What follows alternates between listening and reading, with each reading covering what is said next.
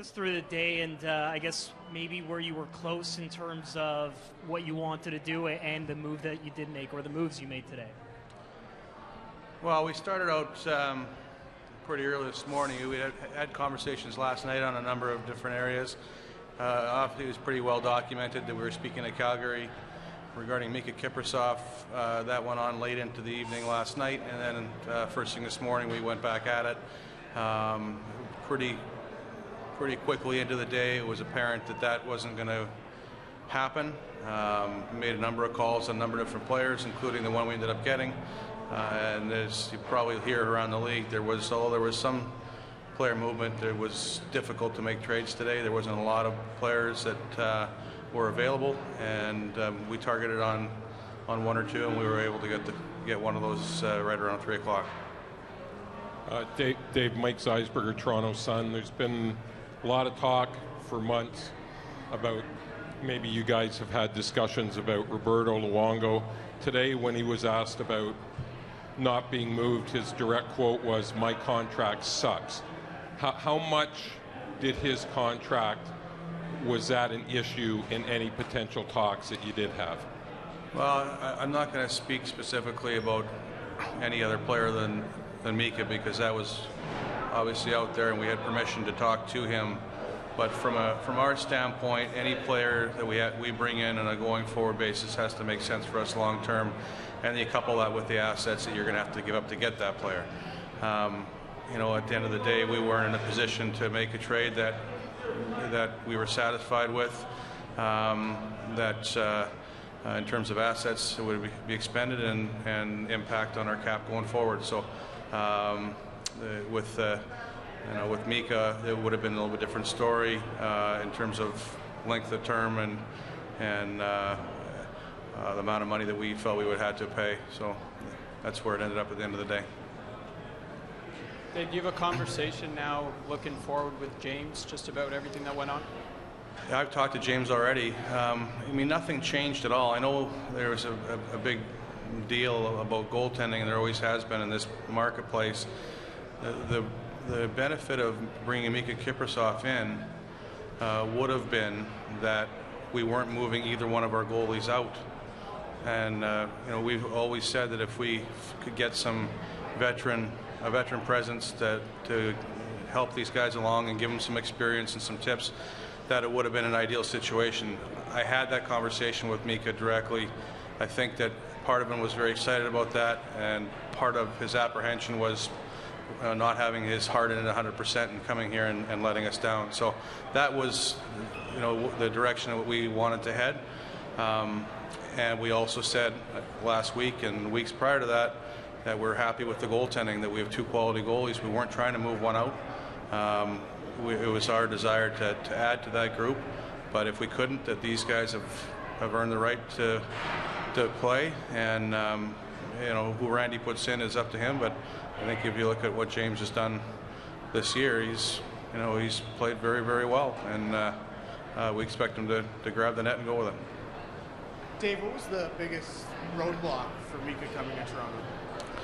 That's something you'd have to ask Mika. I think there's a number of issues. I mean, a lot of them personal. But he's when I spoke with him, he sounded engaged and interested. But there's other things that go into these decisions. He has a new baby. He's got other things on his mind. And to his credit, he didn't want to take a contract extension and come to Toronto without being fully committed and engaged, and I appreciated the heads up early in the day as opposed to possibly making a deal and then having it not work out. You talked about getting Ryan O'Byrne. How long was that in the works, and how do you see him fitting in?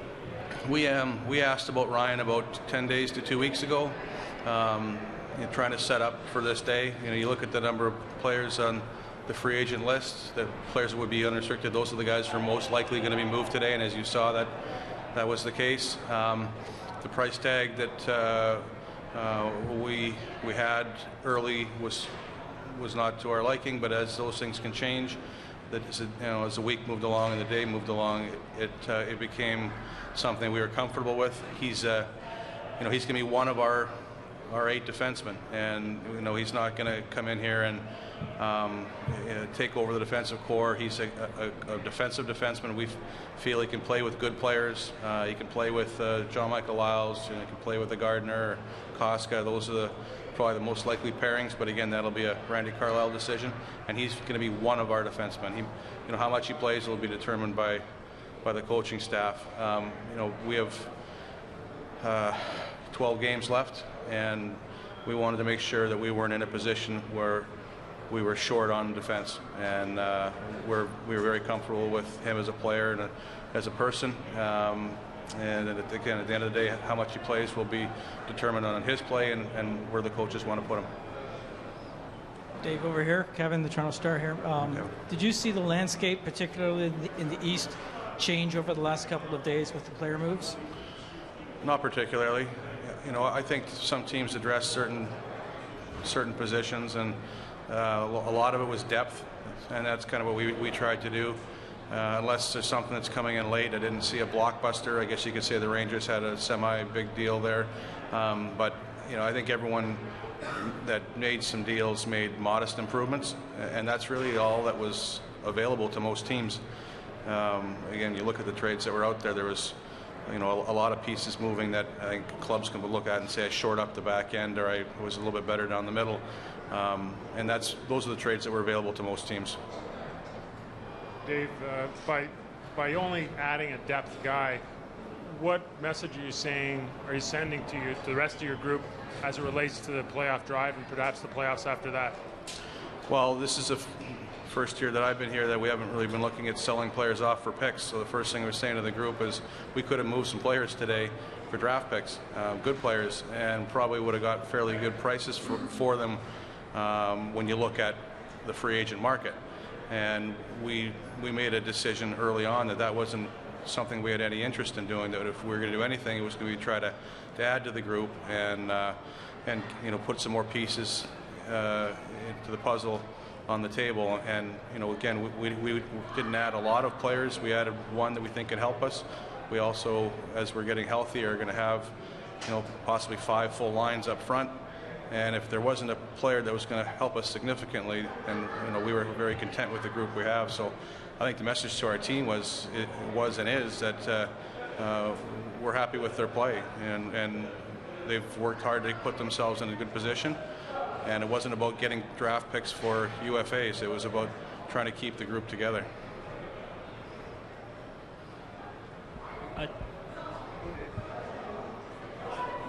What was it like for you running point for the Toronto Maple Leafs for the first time in that war room? I know you've had experience with it before elsewhere, but you mentioned it was like every other one. I mean, there was a lot of calls. You get down to the last 15-20 minutes, and there's some decisions you have to make.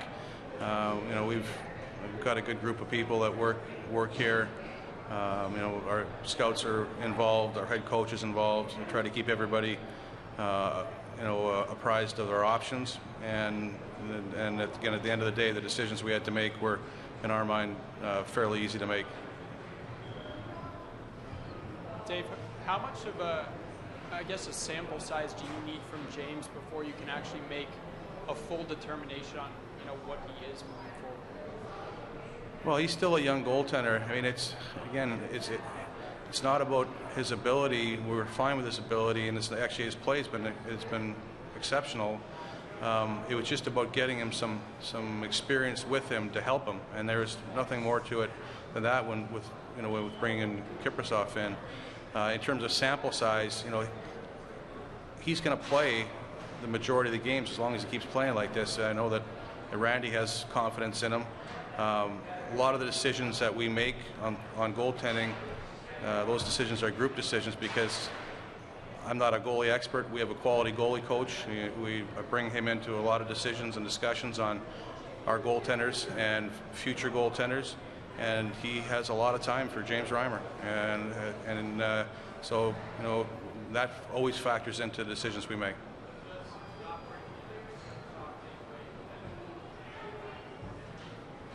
I'm sorry.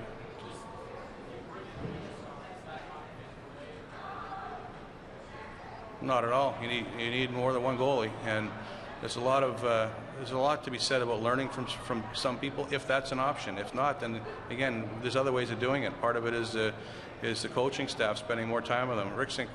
Croix has been here a lot this year, more than probably he had anticipated when he signed his contract. But that's the other way, is to spend more time directly with them, and that's worked out well. It's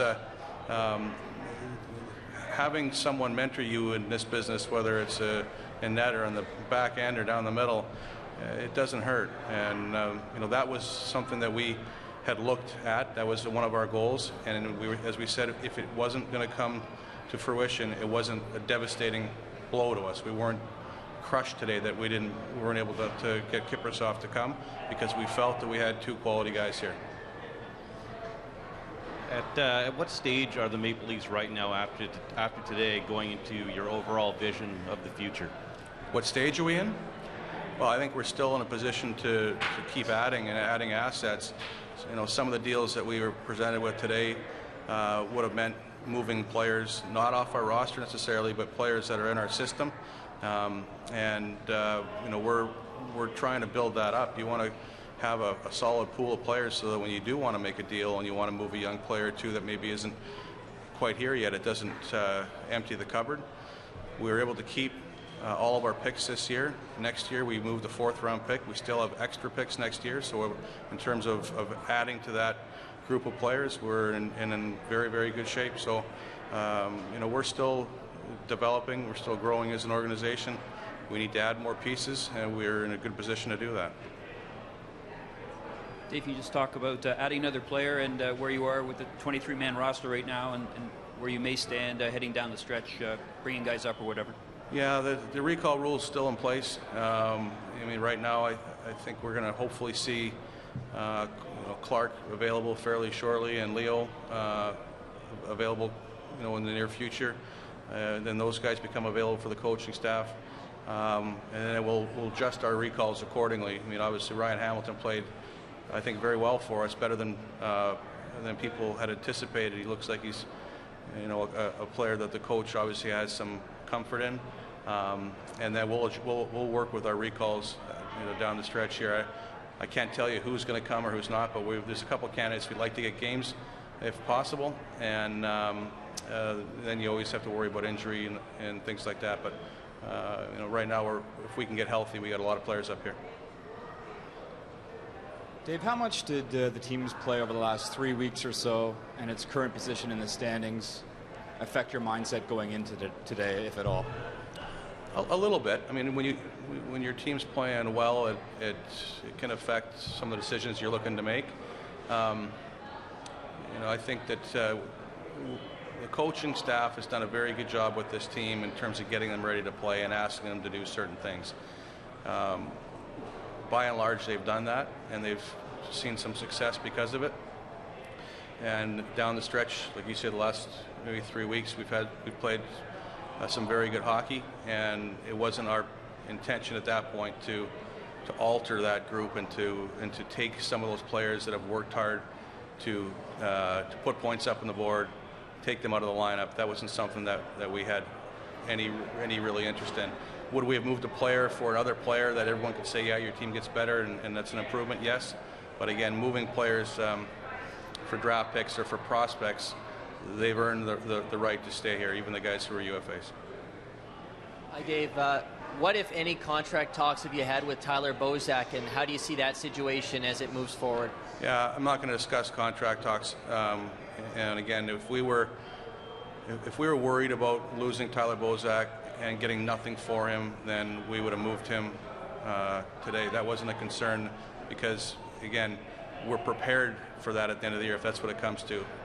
The fact is that if the player wants to be here and we want to have him, my experience has been that generally we find a way to make that happen. So having guys who are unrestricted play the final 12 games and then hopefully playoff games, that is not a concern at all for me. If at the end of the day, if both sides want it to work out, then it will.